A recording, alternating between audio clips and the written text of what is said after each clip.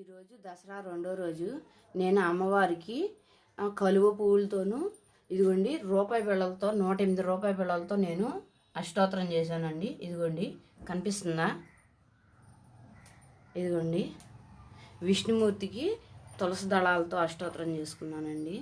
ఇదిగోండి ఇదేమో 365 కమ్మలం ఒత్తి వెలిగించుకున్నాను. ఇదిగోండి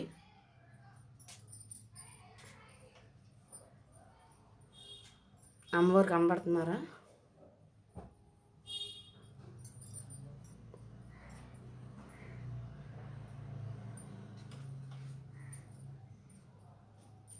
నచ్చితే లైక్ చేయండి, షేర్ చేయండి, సబ్స్క్రైబ్ చేయండి.